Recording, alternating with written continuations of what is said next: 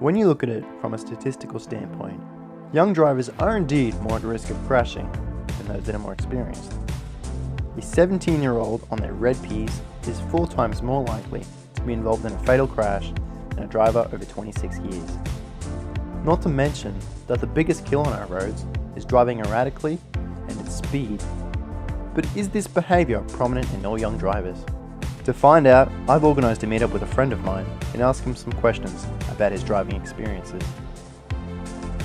Yeah, this is my van. She needs a bit more restoration, but she'll be ready by the end of the year.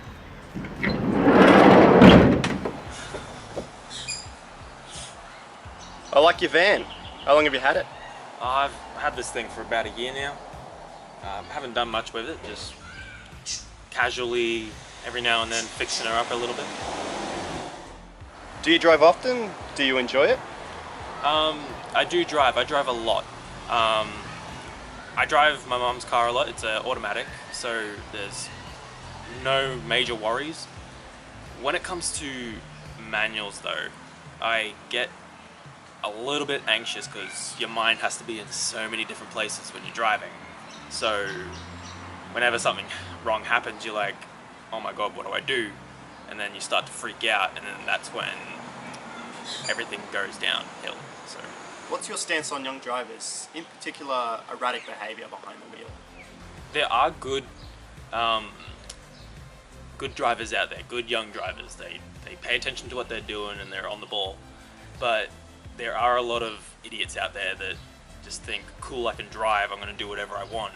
And they speed, they lose control, and in the worst scenario, they'll probably hit someone or hit like a tree and harm themselves, maybe even fatal. So I'm a bit conflicted. Yeah, I'm very conflicted. I mean, like, I know they're not bad people, they just make very stupid decisions. Yeah. What would be your message for young drivers? Young drivers, my advice to you would be pay attention to what you're doing. Make sure when you are learning, that you do listen to your parents. Every now and then what they say is going to annoy you and you're going to snap at it. You're going to have a bit of an argument, but in the end your parents are right. Because if you think about it, they have been driving for way longer than you, and they've got the best experience that you can get out of them. And just try not to be idiots, because you really don't want to kill yourself at this young age. You want to be able to experience what it's like to just drive on your own and just enjoy life.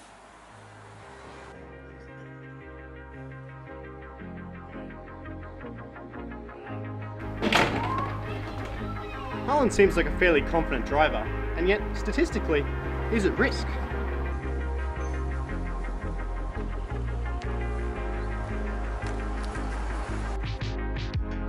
It's now clear to me that recklessness, while still present, is not the main reason that so many young drivers are involved in accidents. It's simply inexperience. Many young drivers are just not ready to drive on their own without that crucial set of second eyes.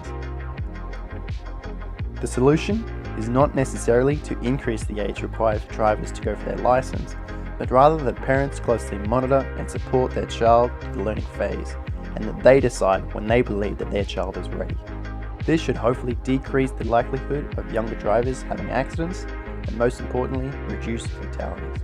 Because if we don't encourage and inspire the drivers of today, how can they be confident in the future?